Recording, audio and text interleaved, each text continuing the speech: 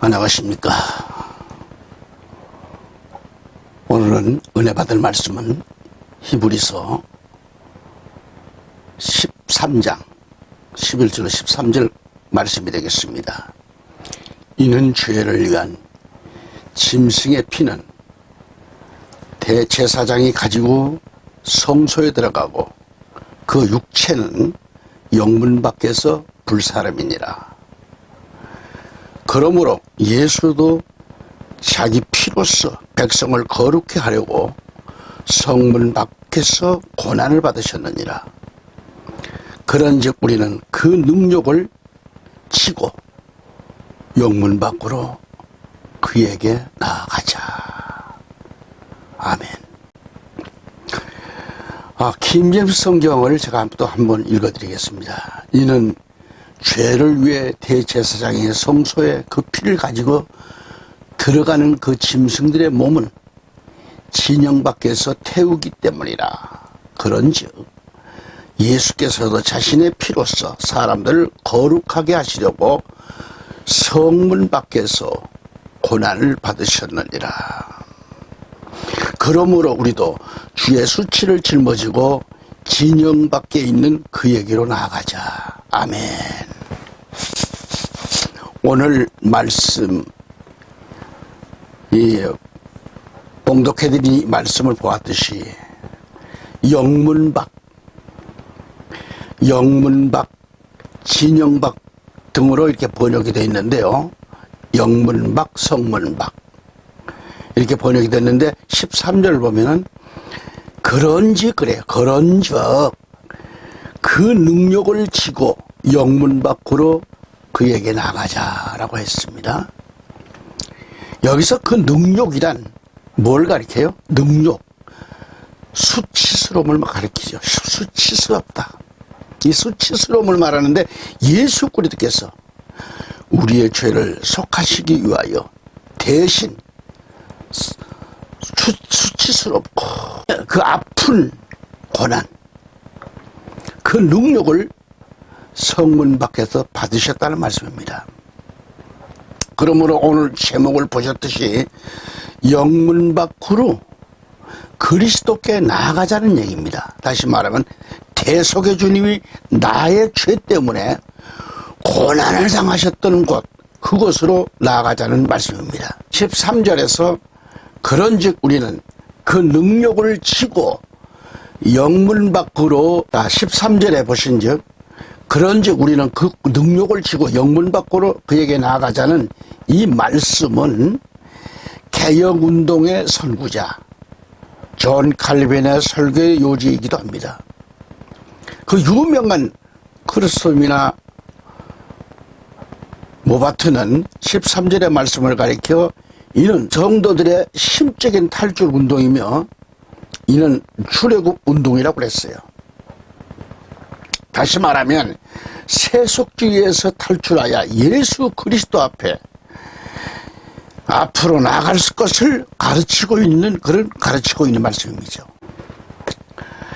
구약 성경 레위기 4장 3절로 21절, 6장 23절, 또 16장 27절을 가보면 제사장이 1년에 한 번 지성소에 들어가는데 그날이 속죄일입니다. 이날 수송아지와 염소를 잡고 그 흘린 피를 받아 들고 지성소에 들어가서 자신의 죄와 백성들의 죄를 위하여 그 피를 뿌리는 거죠. 그리고 그 짐승의 사체는 영문 밖으로 가져다가 불살릅니다. 구약의 제사장이 속죄일에 이렇게 짐승, 그 짐승의 피를 들고 지성소에 들어가서 그 자신의 죄는 물론 백성들의 죄를 사해 줄 것을 간구하면서 피를 뿌렸어요. 우리 예수님께서도 인류의 죄를 대속하시기 위하여 피 흘려 죽으셨죠. 그리고 제사장이 짐승의 사체는 영문 밖으로 옮겨와서 불살랐다고 하는 것은 우리를 대속적인 그 죽음을, 우리를 위한 대속적인 죽음을 의미하고 있는 겁니다. 예수 그리스도께서 십자가상에서의 죽음은 구원의 근원일 뿐만 아니라 은혜를 유지하는 원천이 되어 주셨습니다. 다시 본문 말씀을 보면 히브리 13장 13장 11절에 이는 죄를 위한 짐승의 피는 제사장이 가지고 성소에 들어가고 그 육체는 영문 밖에서 불사름이니라 라고 했습니다. 그러니까 즉 희생제물의 사체는 영문 밖에서 불살라 버렸다는 얘기입니다. 그래서 구약을 이렇게 보면은 속죄일이 아닌 보통 때의 제사 제물은 그 제사장의 소유물이었지만 속죄일에 사용된 제물은 반드시 영문 밖으로 가져다가 불태워야 돼요. 불살라야 돼요. 그래서 우리 예수님께서도 이 골고다 언덕,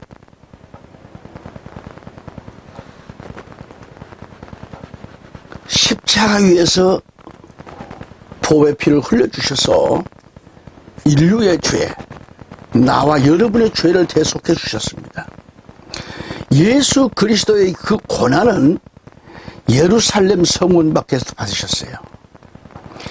자, 애청자 여러분, 우리가 진심으로 예수 그리스도의 이 놀라운 대속의 죽으심과 사랑을 몸소 깊이 깨달았다고 하면 우리도 그 능력을 지고 영문 밖으로 나가야 하는 겁니다.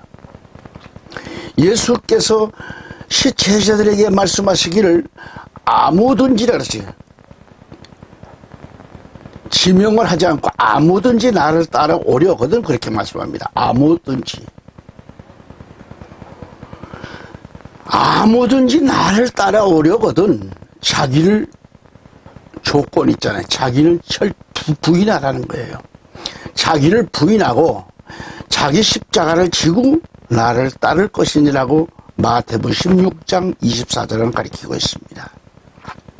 뿐만 아니라 베드로전서 2장 21절에 이를 위하여 너희가 부르심을 받았으니 그리스도도 우리를 위하여 고난을 받으시고 우리에게 한 본을 넣으셔 너희로 그의 발자취를 따르게 하시느니라 그랬습니다.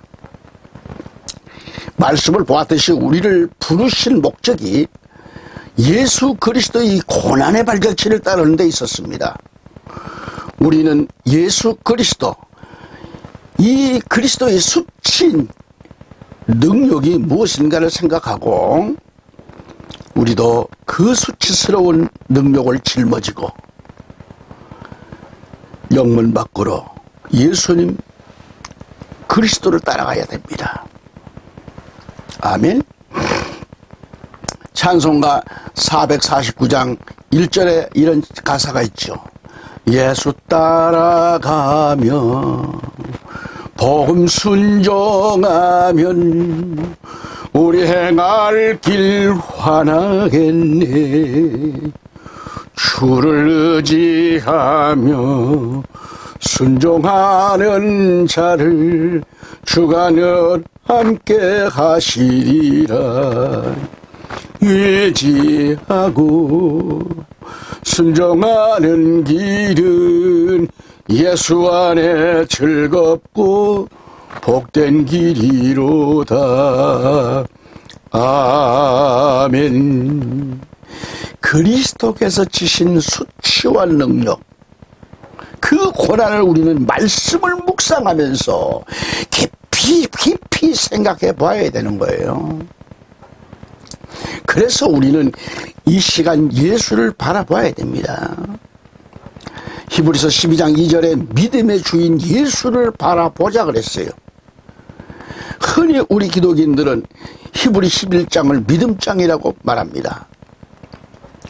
히브리 11장에 나타난 이 허다한 증인들의 삶 속에서 정말 이 삶 속에 지녔던 하나님에 대한 이 철저한 신뢰를 나타내며 예수 그리스도의 정말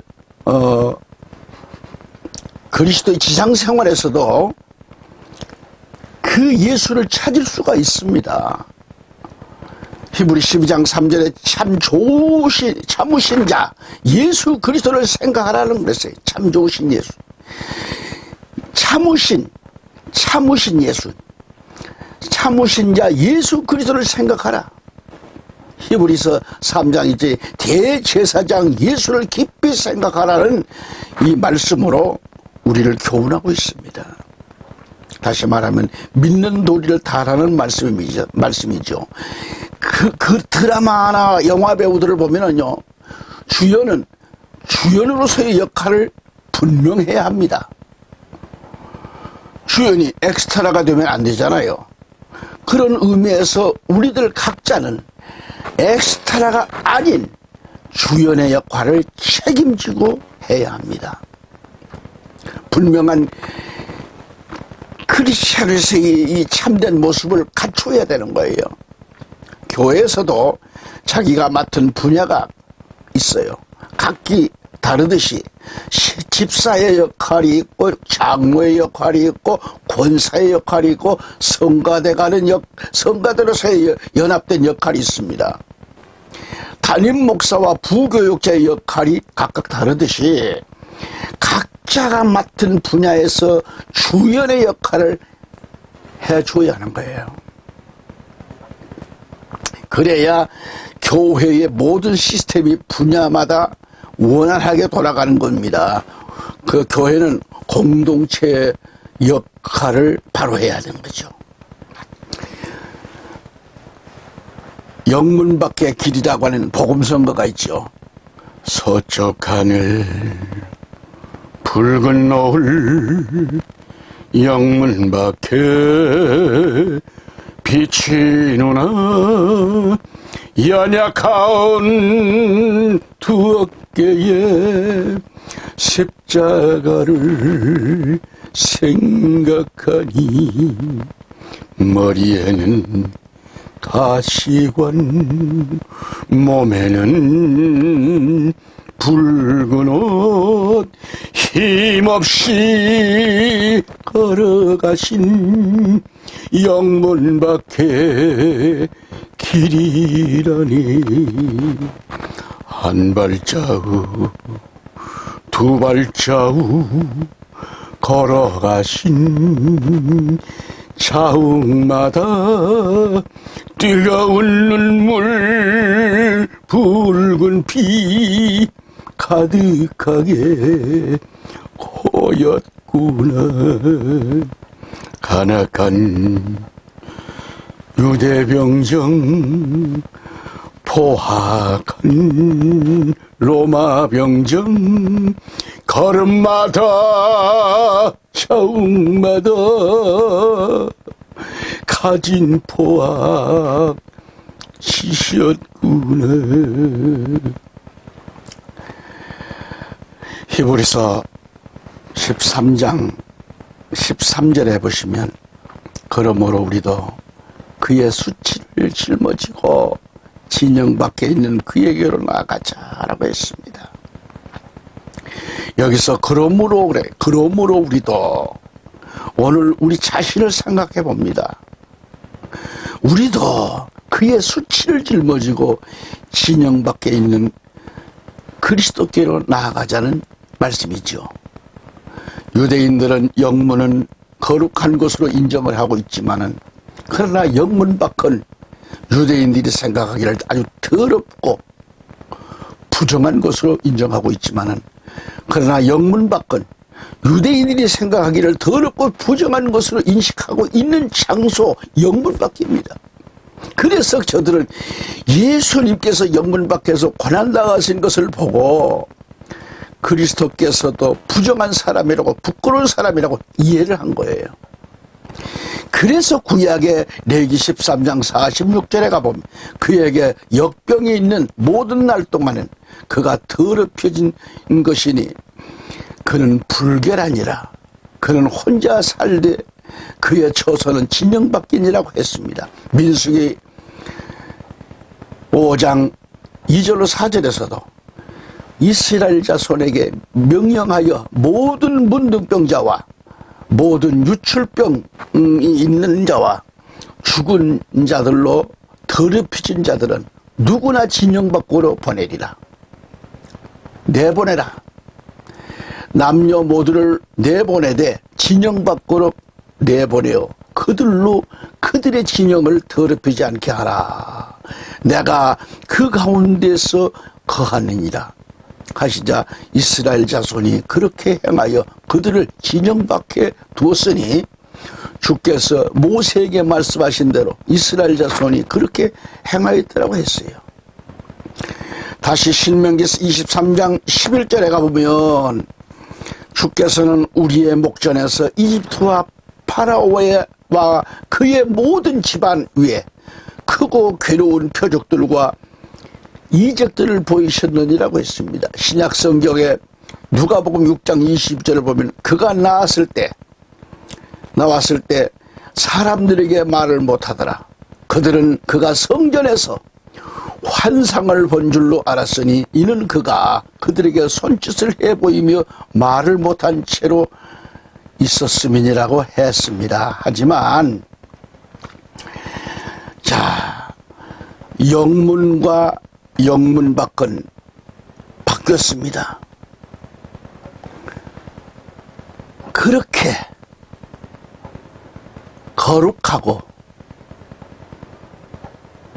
거룩하다고 말한 그 영문은 부정한 것으로 바뀌었고 그토록 천하게 여기고 부정하게 여겼던 영문 밖은 거룩한 것으로 바뀌었습니다. 왜 그렇게 되었을까요? 왜? 우리 주님 예수 그리스도께서 영문에서 영문 밖으로 쫓겨나서 고난을 당하셨기 때문에. 그러므로 나와 여러분은 본문 제목에서 영문, 이 진영이라고 그러죠. 진영 밖에서 무슨 일이란 물음 표시를 하게 된 것입니다. 거룩하게 여겼던 영문이 부정한 것으로 변했으며 천하고 부끄럽게 여긴 영문 밖은 이제 예수님의 십자가로 말미암아 거룩한 영문 진영 밖으로 새롭게 바뀌어진 겁니다.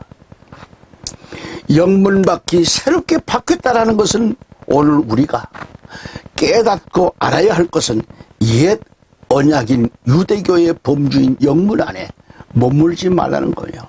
그러지 말고 이제 우리는 새 언약의 그리스도가 계신 영문 밖으로 나올 것을 권면하고 있는 말씀입니다. 할렐루야. 우리가 구약의 옛 언약에 머물러 있지 말고 부정된 곳 영문 밖에서 우리 예수님이 고난을 당하셨고 이 새 언약으로 약속하신 우리 주 예수 그리스도께로 즉 영문 밖으로 나오라는 말씀입니다. 할렐루야. 그리고 히브리 13장 13절에 그리스도께서 능력을 지셨다고 한 것은 즉 우리도 그의 수치를 짊어지고 진영 밖에 있는 그에게로 나아가자고 했습니다. 그리스도께서 우리를 위하여 능력을 지셨다고 했습니다. 수치를 짊어지셨다는 말씀입니다. 그래서 성도들인 우리도 그의 수치를 짊어지고 진영 밖 그리스도께로 나가자는 말씀입니다. 아멘.